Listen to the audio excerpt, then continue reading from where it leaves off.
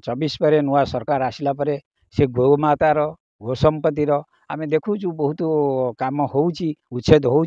बहु वायु बड़ी लोक मैंने शासन हो गले। आज जो कामटा है जो माझी सरकार कामटा बहुत खुशी लगे कारण दीर्घ 4 वर्ष है जो संघर्षमय भितर डिसेम्बर मास अपरपक्ष जो बाड़ाबाड़ी कर मुंडा फटाफटी कर 2टा लोक शिविर सीरीयस होते सी भी बहुत खुशी लगे। आज जो कामटा सरकारी जमी जो जबरदखल करने कथा आपण अनेक जगह शुणी जे गोचर हो सरकारी जमी हो जबरदखल करी किसी व्यक्ति निजको शक्तिशाली देखई होचंती किंबा शक्तिशाली बाबुचंती से भली एक घटना आज घटी जे भद्रक जिला बंत ब्लॉक गोविंदपुर पंचायत पाटणा ग्राम रे पाटणा ग्राम रे पाखापाखि 1.5 एकर जमी सरकारी जमी गोचर जमी को जड़े व्यक्ति निर्दिष्ट भाव में दीर्घ दिन है दखल कर रखी जे आपण माने देखुथुबे आम पाखरे जो सार अच्छी से श्रीधर नायक जे कि गोचर जमी गोरु को सुरक्षा देवे पशु पक्षी की सुरक्षा देवे बोली सरकारी जमी जबरदखल उच्छेद हो से दीर्घ दिन है केस लड़ुले हाईकोर्ट जाइचंती यही प्लॉट पाई समान सरकारी गोचर जमी पाई मरणांतक आक्रमण होती विगत दिन में मुझे आईन ले जाइए आश्रय नेली तहसीलदार पाखे अभियोग कली तहसीलदार पाखे अभियोग कलापर जो न्याय पाइल नहीं पुणी मु कलेक्टर पाखे अभियोग कली कलेक्टर पाखे अभियोग कलापर से डिमार्केशनटा हो गला किंतु उच्छेद हो पारानी तापर पुणी मु हाईकोर्ट को गली हाईकोर्टर जिते बड़े केस कली से मैंने मत धमकी आरंभ कले केस विड्र कर ना तुम जीवन मारिदेव एवं सी भी से अनुसार तार 7टा स्टिच पड़ा मोर 10टा स्टिच पड़ता मो पुओ बड़ पुओ ता चेन भी छिंडे नहीं गले यही माने असुविधा सी केस भी चली सी दीपकर बेहरार तार 6 पुओ से माने एकजुट हो बाहुबल देखे मोर 2024 पर नुआ सरकार आसला परे से गोमातार गोसंपत्तिर आम देखु बहुत काम होच्छेद हो बहु वायु बड़ी लोक मैंने शासन हो गले। या द्वारा मोर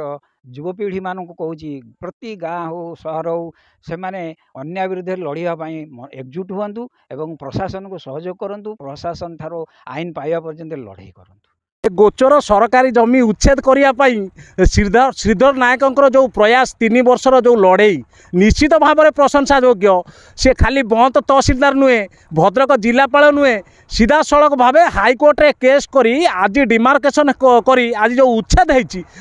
निश्चित भाव में प्रशंसा योग्य श्रीधर नायक को कहुपर जे तांको भाई अच्छा आम पाखे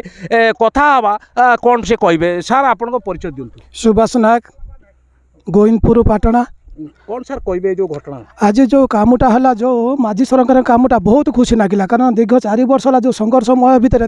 डिसेम्बर मास अपरपक्ष जो बाड़ाबाड़ी कर मुंडा फटाफटी कर 2टा लोक शिविर सीरीयस होते सी भी बहुत खुशी लगे। आज जो कामटा है निर्दिष्ट परिवार ये जो जिनस करूला दीर्घ दिन है प्रकृत में कारण कौन रही कारण तांकर मेजोरिटी संख्या अच्छी अधिका 5-6 भाई से मैंने दादागिरी देखे कि कारण आमर भितर पटु जो प्लॉट थिला रास्ता छाड़ीमुनि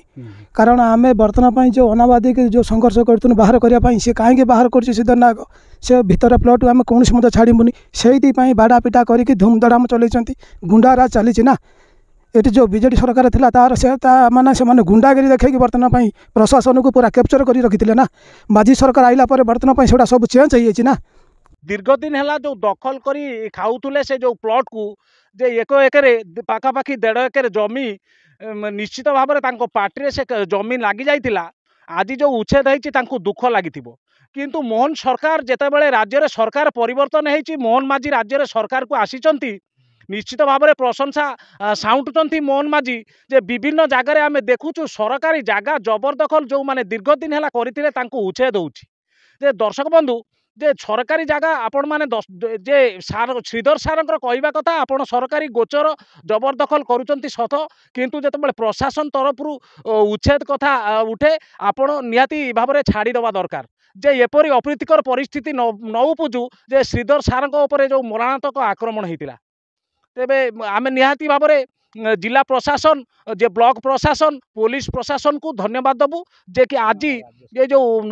डिमार्केशन होता जगह चिन्हट होता ताकू आज स्पॉट पर निजे एडिशनल तहसीलदार उपस्थित रही जगह को उच्छेद कर।